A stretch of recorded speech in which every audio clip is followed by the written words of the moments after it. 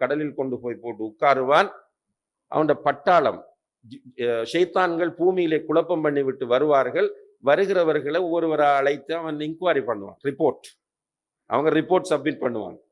பண்ணும்போது ஒரு ரிப்போர்ட்ல இருக்கும், நான் இவனை விபச்சாரம் செய்ய வைத்தேன், இன்னாரை நான் குடிக்க வைத்தேன், இன்னாரை அப்படி பண்ண வைத்தேன், அப்படி ரிப்போர்ட் எல்லாம் பார்த்து அடிக்கிட்டு இருப்பான்.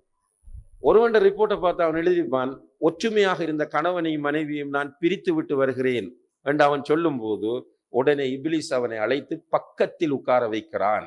நீதான் என்னுடைய ஆள் என்று அவனை அப்ரிஷியேட் பண்ணுகிறான் என்று நபிகள் நாயகம் ஸல்லல்லாஹு அலைஹி வஸல்லம் அவர்கள் சொல்லி காட்டக்கூடிய செய்தி சஹீஹ் முஸ்லிமில் இருக்கிறது. அப்ப குடும்ப வாழ்க்கையில் நெருக்கடிகளை உண்டு பண்ணுவது என்பதில் ஷைத்தான் ஒரு டார்கெட்டோடு செயற்பட்டு கொண்டிருக்கிறான். நம்மட பிரச்சனை என்னென்றால், இந்த ஷைத்தானை வீட்டிலிருந்து விரட்டுவதற்குரிய செட்டப் நம்ம கிட்ட இல்லை.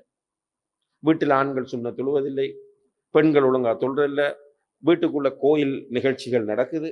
நம்மட வீட்டுக்குள்ள முஸ்லிம் வீடு கோயில் ஃபங்க்ஷன் வீட்டுக்குள்ள நடக்குதா இல்லையா? ஒரு படத்தை எடுத்தா முதல் அவனோட பஜனையும் கோயில்ல இதெல்லாம் வீட்டுக்குள்ள வைத்து கொண்டு எப்படி சகோதர சகோதரிகளை வீட்டுக்குள்ள இருந்து ஷைத்தானை துரத்துறது? இப்ப ஒது செய்யணும், தூங்கும் போது திக்ரு செய்யணும், இதெல்லாம் இல்ல. இரவுல தூங்க நம்மளை பார்த்தா பெட்ல போய் உட்கார்றது, அங்கால ஹஸ்பண்ட் இங்கால வைஃப், ஆளுக்கு ஒரு பக்கம் இருந்து ஃபேஸ்புக் பார்க்கறது, இல்லை யூடியூப்ல ஷார்ட்ஸ் பார்க்கறது. இப்படி பார்த்து பார்த்து பார்த்து இருக்கக்குள்ள அப்படியே டயர்டாகி அந்த ஆன்ல இருக்கக்குள்ளே தூக்கம் போய்த்து கடைசியில காதுக்குள்ள ஷைத்தான் சிறுநீர் கழிச்சிட்டு போற அளவுக்கு தான் நம்மளோட நிலைமை.